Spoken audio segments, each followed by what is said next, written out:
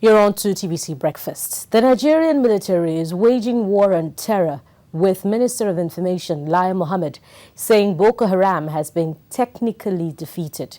But suspected members of the group have been carrying out suicide attacks and more, burning down Dalori village in Borno State last month. More than 100 people were killed in Dalori and 2 other communities the day it was leveled. And in the latest attacks, 58 people have been killed by suicide bombers at an IDP camp in Borno State. Now, joining me from Abuja to discuss this is the Nigerian military, discuss the efforts of the Nigerian military and the war on terror is the Director of Public Relations and Information of the Nigerian Airforce, Group Captain Ayodele Famuyiwa. Thank you for joining us. Now, we gather that soldiers have been arrested in Yola, and these soldiers are allegedly arrested for supplying arms to Boko Haram. Have they begun talking, and are they supplying more information to military officials?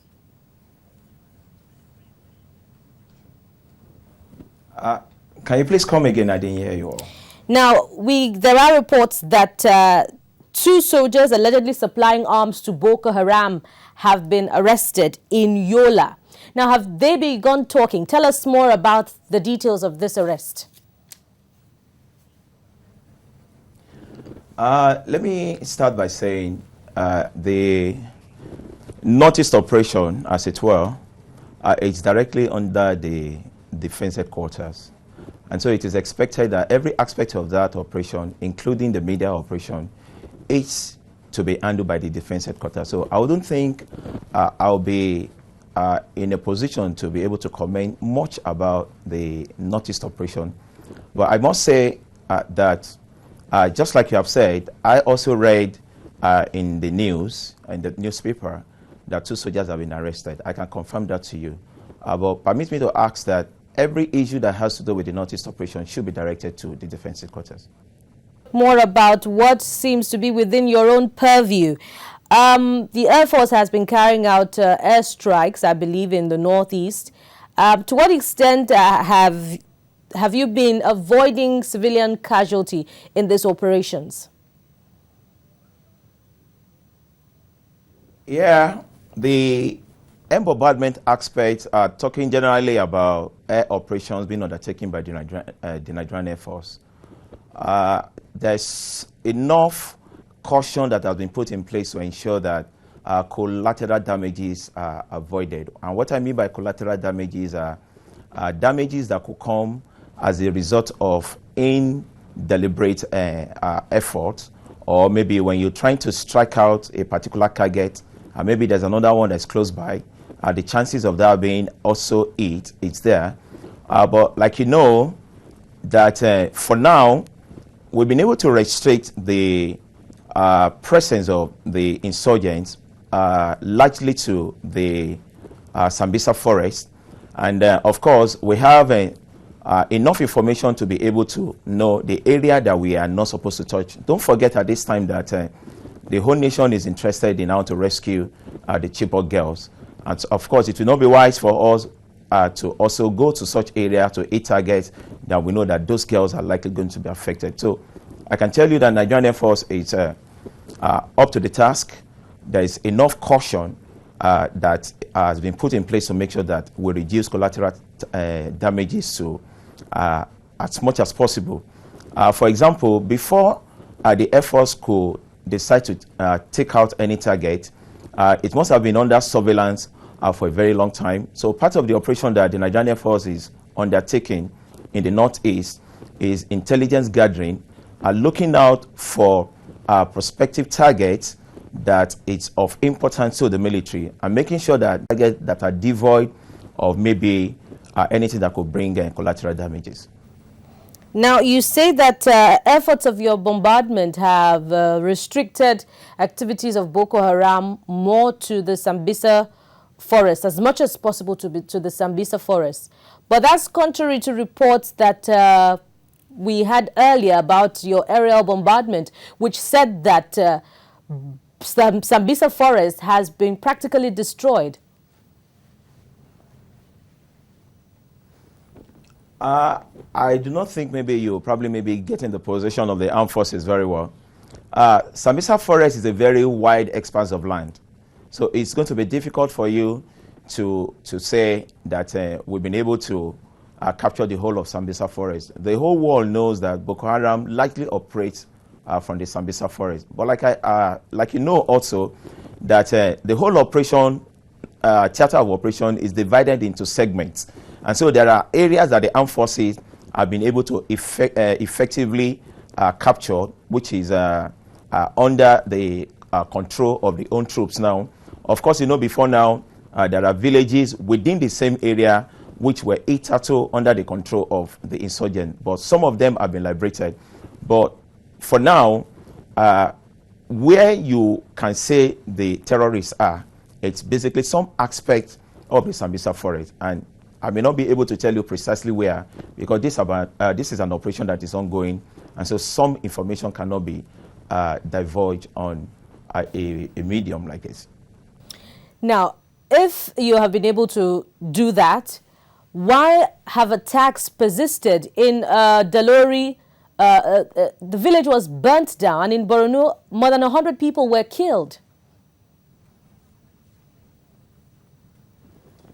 Like I said, I want as much as possible for us to stay out of these Northeast operation. Like I said before now, this is a responsibility that is likely under the defense headquarters.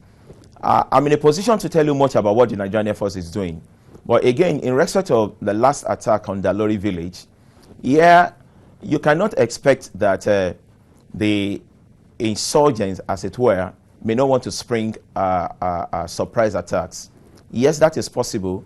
And don't forget, like the president said, the whole objective of these insurgents is to embarrass the government, is to make the government look illegitimate by trying to kind of make the people feel as if the government is not in a position to be able to secure lives and property. So you should expect that the insurgent may from time to time be able, will be willing or are likely to be conducting this kind of operation just to make sure that they strike unknowingly at some of these villages.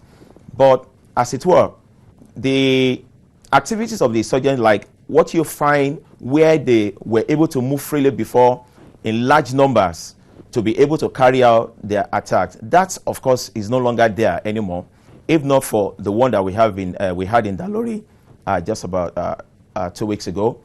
To a very large extent, the capacity of the insurgent to be able to strike, you and I know that has been decimated to a very great extent.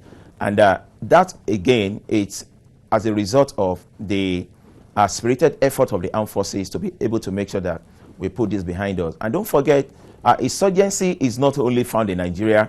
You find it in every other part of the world. It will be difficult for you to say that the enemy may not be able to achieve some level of heinous attacks to be able to do that. But by and large, the focus of the government and that of the armed forces is to make sure that we put this behind us. So this technical victory against the insurgents is just a face-saving statement, right? Because the attacks persist. Come again, please. I didn't get that. This technical victory, quote and unquote, the statement made by the information minister is just a face-saving measure, right? The battle persists.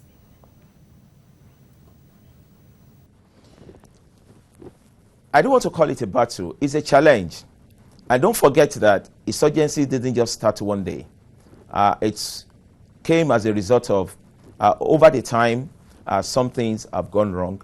And so you may not expect that it's going to be an issue that we're going to be able to just get over in one day as is expected. I understand what the concerns of Nigerians are, and it's expected. But I guess what we need at this time is the confidence building, because when you look at it, the attack in the Northeast is not on a large scale as it was before. Before now, we had the insurgents striking places well outside the Northeast. You find them in Kano. There have been some forms of attacks on public infrastructures, and even in Abuja.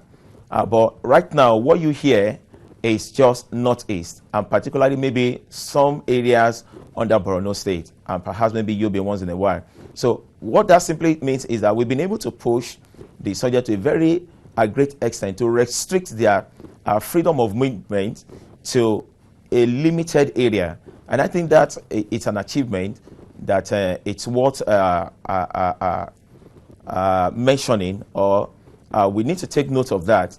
And if we can build on that, you can be sure that Nigeria will be much safer than what it is right now. To share your optimism as much as possible. And lastly, before we let you go, the promised probe into Amnesty report about the Nigerian Army, the report titled "Stars on Their Shoulders, Blood on Their Hands," is long in coming. Perhaps you want to tell us something about that. Of course, looking at me, I'm not in the army, so I may not be able to talk about the Nigerian Army. But largely, everyone that is operating in the Northeast is in a way, directly or indirectly, affected by the insinuations by the Amnesty International.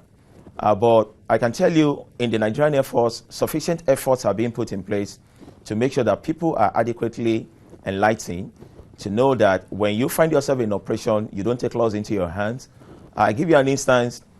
Sometimes last year, the Nigerian Air Force organized a form of awareness lecture for troops that are involved in the Northeast operation on humanitarian laws, observance of humanitarian laws, and adherence to international best practices when it comes to insurgency operations or counterinsurgency operation as you have.